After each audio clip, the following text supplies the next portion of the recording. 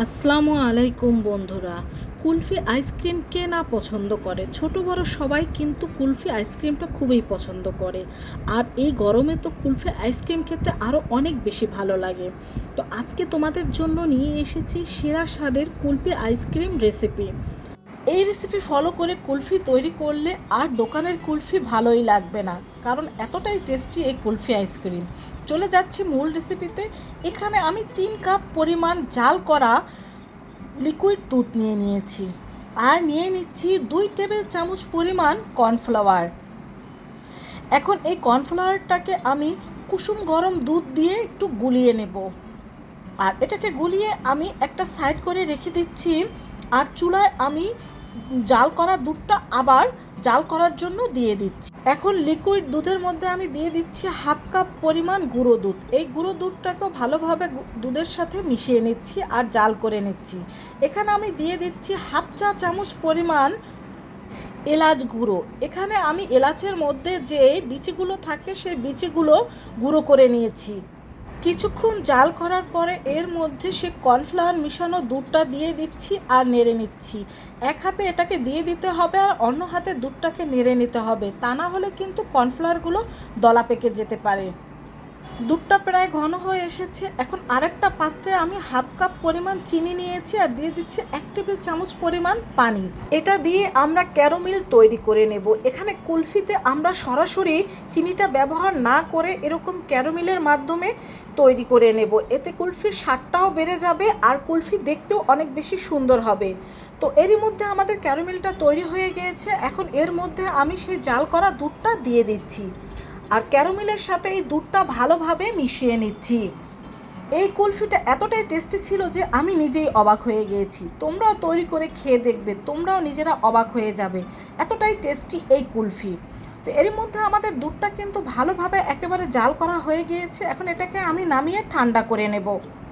এরকম অবস্থায় নামিয়ে নেব। দেখো, ঠান্ডা হওয়ার পরে কিন্তু এটা আরও অনেক বেশি ঘন হয়ে গিয়েছে।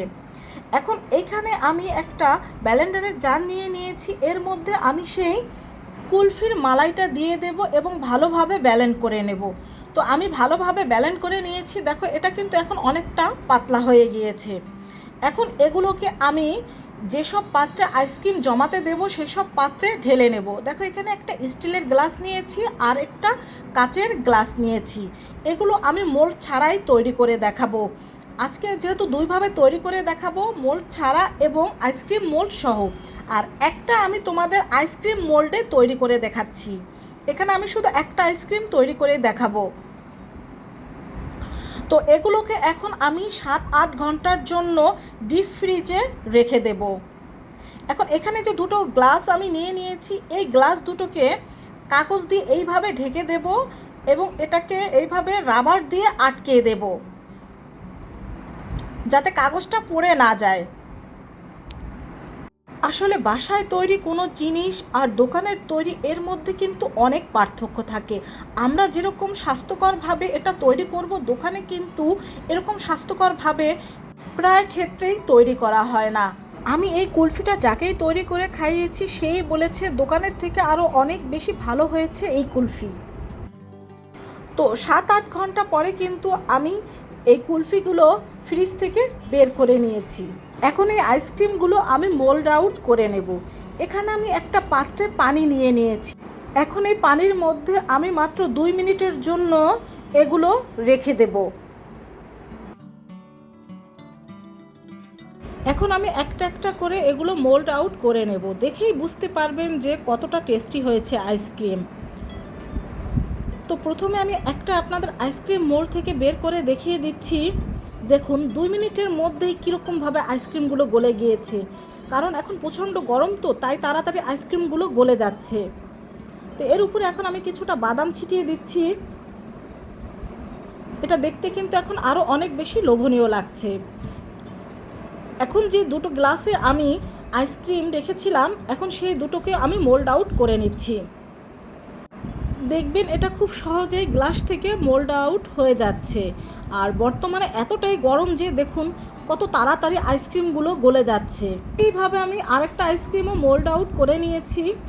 আইসক্রিম মোল্ড ছাড়া যে আইসক্রিমগুলো আমি তৈরি করে নিয়েছিলাম সেগুলো থেকে একটা আইসক্রিম দেখুন আমি আপনাদের কেটে দেখাচ্ছি আর দেখিয়ে দিচ্ছি কতটা পারফেক্টভাবে আমাদের আইসক্রিমটা তৈরি হয়ে গিয়েছে। আর বাসার সবাইকে কিন্তু এরকম পিস করে কেটে কেটে আপনারা আইসক্রিমগুলো পরিবেশন করতে পারেন। বন্ধুরা দেখেই বুঝতে পারছো কতটা লোভনীয় ও পারফেক্ট হয়েছে আমার এই আইসক্রিম। তো আরেকটাও আমি কেটে নিচ্ছি। একবার যে আইসক্রিম খাবে সে এর স্বাদ কখনো ভুলতে পারবে না। গরমের কারণে আইসক্রিমগুলো খুব তাড়াতাড়ি গলে যাচ্ছে। যাই হোক, রেসিপিটি ভালো লাগলে কমেন্ট করে জানাবে, বাসায় অবশ্যই ট্রাই করবে এবং বন্ধুদের সাথে শেয়ার করবে। সবাই ভালো থেকো, আল্লাহ হাফেজ।